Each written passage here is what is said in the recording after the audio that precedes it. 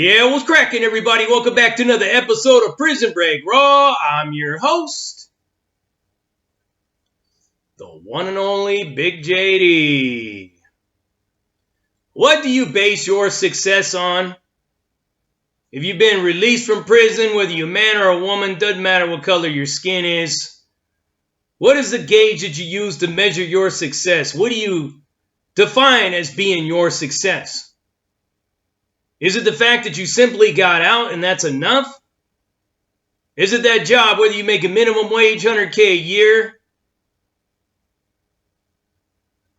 Have you gotten a stable residence to rest your head?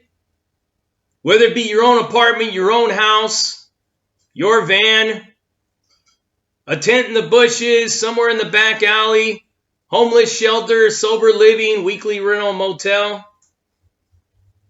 That special someone you met off of Plenty of Fish and you're living in a high-rise apartment on her dime. Or how about your baby's mama that's living in Section 8 housing, now you're living on my dime because I'm paying your rent. Maybe you're fortunate enough to still have your mom and dad. You got your bedroom still with the same toys, still with all the stuff when you were a kid. You haven't completely grown up yet and you're gone. Maybe your auntie's couch, your grandparents' basement. Whatever the situation may be, there's two groups of people that get out of prison, the 98% and the 2%. The 2% are the ones that I talked about as far as living at baby's mama house. Living off that woman that you might have just reeled in when she's on the rebound and found out she has a lot of money to basically share all her finances with you, all her money with you, give you everything. Your parents that refuse to give up on you, so they always got a place for you to stay. The reason why I mention those people a lot is because what does that really say about somebody's character? If they refuse to express their gratitude in thanks, at least being 100% honest and coming on YouTube, TikTok, Instagram, Facebook, Twitter, wherever it is that they are, and say, I want to thank this woman for helping me out. Because if it wasn't for her, I would be nowhere. I might even be back in prison. I want to thank mom and dad for never giving up on me. I want to thank the taxpayers for letting me crash in this Section 8 house. That's the one that really kills me the most. You ever driven past a Section 8 housing complex? All the Escalades and shit that are parked out front? You can't tell me you're a baller, a hustler, or anything like that when you're living under those circumstances. What you need to say is, I am in complete gratitude and thanks to these people that I'm living off of their dime. It's not out of envy or jealousy. It's out of just straight disappointment and disgust that people do this. Then you have the 98% like myself that was dropped on the streets and told to fend for yourself. If you make it, great. If you don't, sucks to be you. Right back to the fucking can you go. You're hit.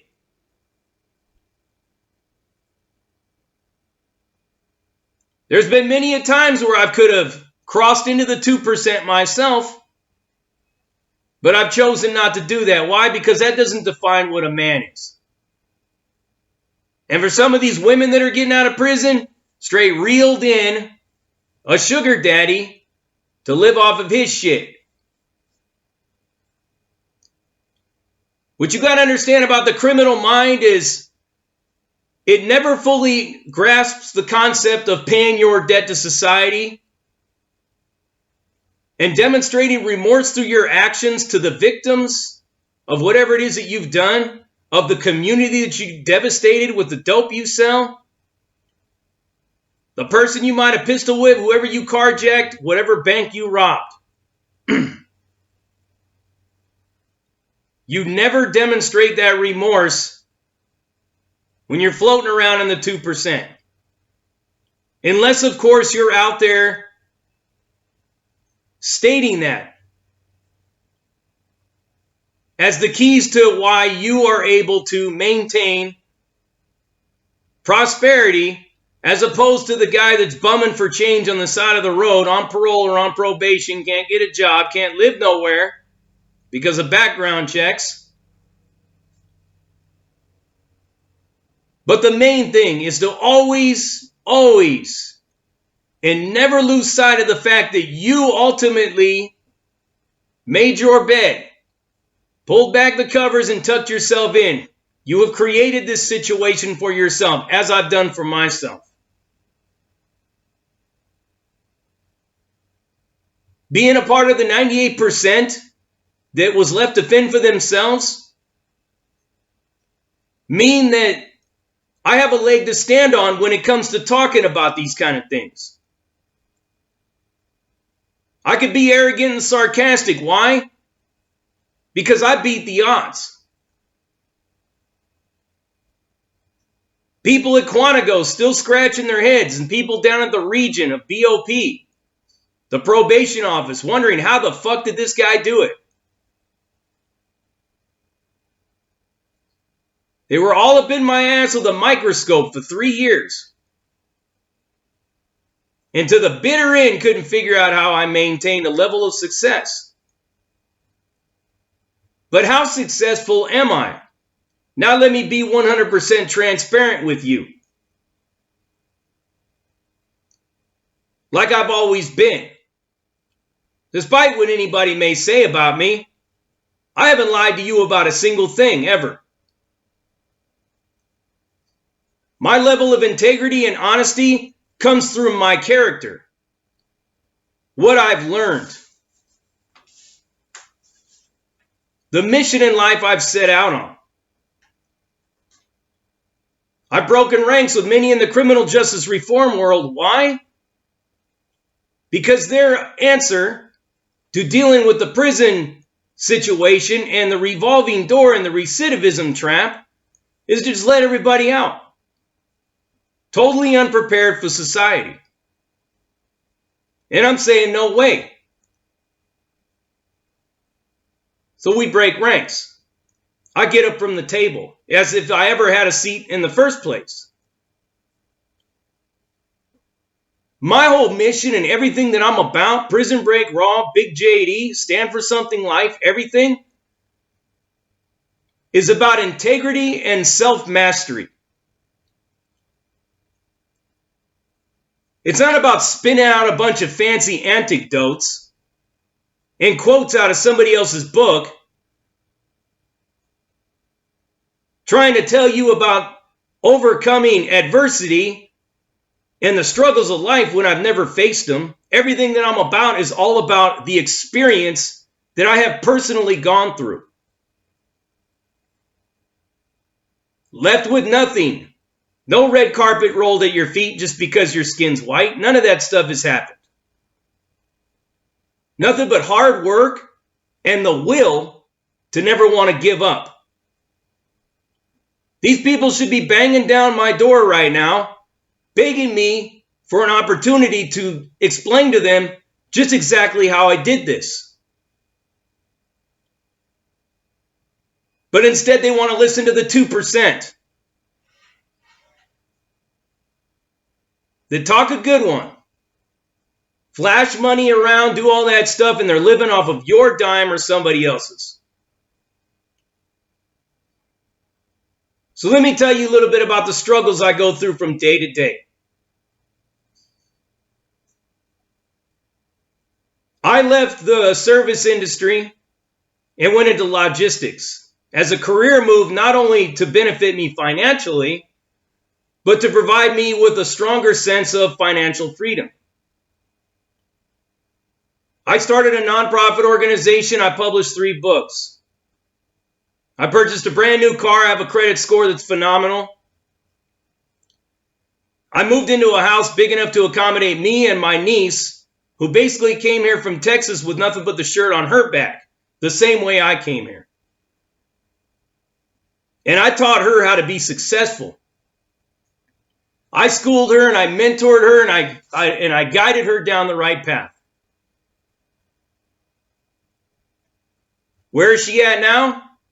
She's a bartender living out on her own with her boyfriend, or probably of which they're going to end up getting married.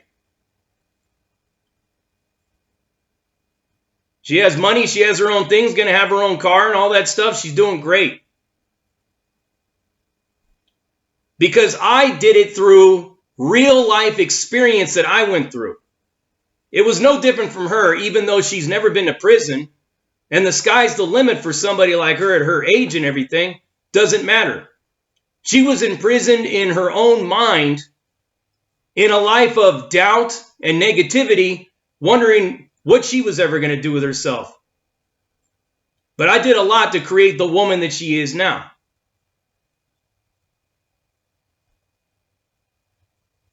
The shit that I go through every single day. So now I want to take the next step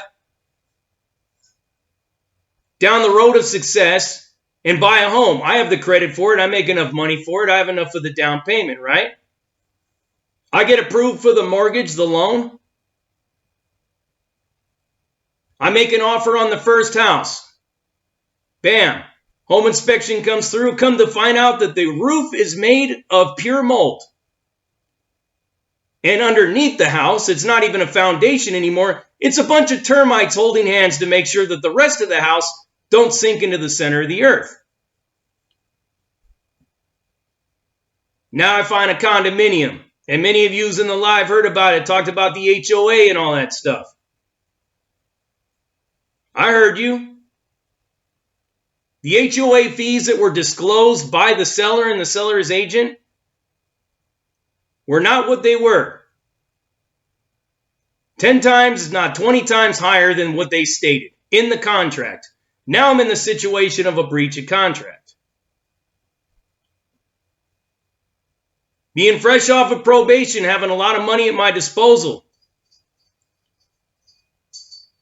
The possibilities are endless for somebody to self-destruct, right?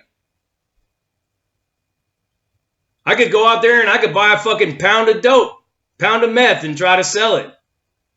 Go buy a nice little issue of heroin, whatever it is, and inject it into my arm.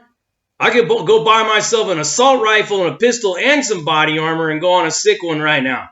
Until the next time you see me, we'll be on the news. What kind of exit strategies do I use to overcome these obstacles, these roadblocks in my path? The difference between me and the rest of the 98% of people left to fend for themselves is that I came up with a recipe for success out of my own mind. I realized that simply releasing from prison wasn't enough. I needed something more. Maintaining steady employment, any dummy can do that. Getting a roof over your head, anyone can do that. You have sober livings, homeless shelters. You could buy a tent at Big Five and find yourself an open field somewhere next to a stream, especially in this state. But home ownership will be something that nobody in my family has done for 3 generations.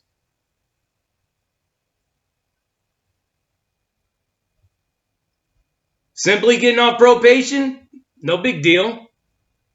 Staying sober, piece of cake. Dealing with the ups and downs of life, now there's the one that requires a whole lot of patience, coping skills, and the ability to overcome and irrationally self-challenge all of your negative thoughts and irrational behaviors that are coming from the emotions that are brewing up because of what you're going through.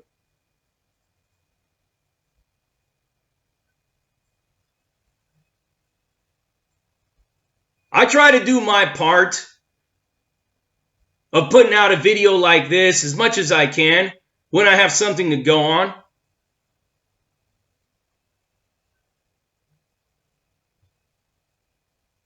Because I want to let each and every one of you know that there's hope. And there's always a brighter day somewhere on the horizon, somewhere in your future. Something will come into your world That'll be a blessing.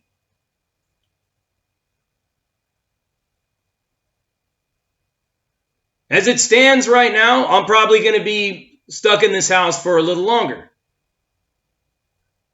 I have one of two choices. Either I can continue to make these videos right here in this kitchen where I don't really feel comfortable. I don't have a nice backdrop. I don't have my comfortable computer chair to recline and kick back in. I can't play video games or do anything like that. The room where the PBR studio was is completely shut down. One half of my house is covered with mold, asbestos, and water damage. So one of two choices. Either I can continue to sit and do this and save more money and pray to God that President Corn Pop doesn't raise the interest rates to 10%, of which it was damn near what it was all through the Obama years. And the one thing I could say about of the last few years is the interest rates were so low. There's no guarantee they're going to be that low this time next year. And I'd be willing to bet everything in my bank that they won't be. This is the time to buy a home. But unfortunately, shiesty-ass people. And these ain't even criminals that I'm dealing with. The kind of shit that you would find if you're buying a fucking Rolex watch from somebody in a back alley in Los Angeles. You think it's a Rolex. It's a Rolex. Or you think you're buying those Infinity speakers and their Trinities.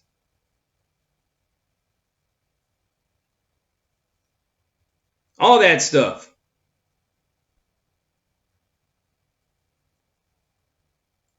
The biggest reason why people go back to prison is because of these kinds of things. A big event like this, you got your hopes up, all your spirits were up, you were happy as fuck, couldn't get any better, and then bam, this shit slaps you in the face. Most people can't recover from this. People that have been in prison, they go right back to what's comfortable for them. Part of what I've been telling these people in criminal justice reform is that you have to understand that this is the reality of the returning citizen, the formerly incarcerated. It's not enough that you just let somebody out of prison, somebody that was controlled by a bell, a tone, a voice over the PA that said chow call, yard recall, work recall, count time, lockdown, hit the ground, hit the wall. A structured environment which has been taken away from them the minute they're thrown on the streets. It's quite overwhelming. Because not only does prison house the unfortunates that were caught by the law, but prison also fosters a very negative attitude, a piss poor mindset.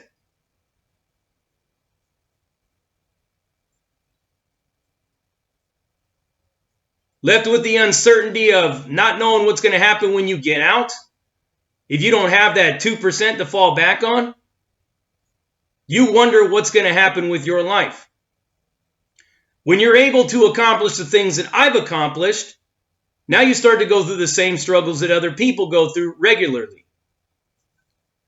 But this situation is completely irregular. It's completely like out of left field. My own realtor has never heard of some shit like this. People don't normally do this when they're selling homes.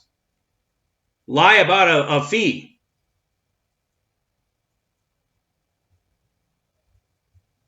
What the outcome's going to be, I don't know. But the one thing that I am going to do is I'm going to continue to be Big JD. I'm going to continue to stick and move and bob and weave through all this shit like it's nothing.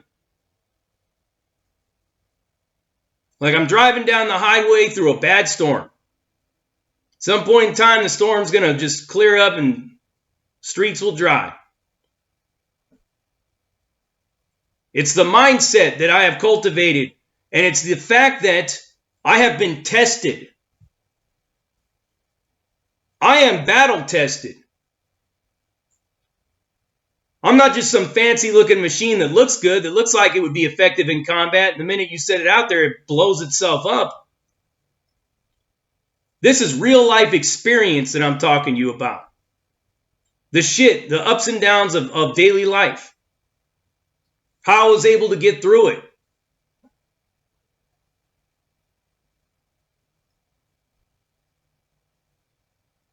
I'm going to continue to go on and continue to move forward the way I always do. And ain't nothing going to change, and ain't nobody going to be able to point no finger and laugh in my direction and say that I failed. Because I didn't fail. Dealing with shiesty ass people is what I experienced. And dealing with the ups and downs of life. Pick yourself back up, roll with the punches, and keep moving forward. That's the best advice that I can give to any of you that is in a situation of coming out of prison. Don't matter where you start. I started washing dishes. It's where you end that's important. You already know what it is. You heard it right here. Prison Break Raw, uncut, uncensored, no hold barred, not sugarcoat, not politically correct, all up in your face, slapping you with that dick of reality. And I'm out.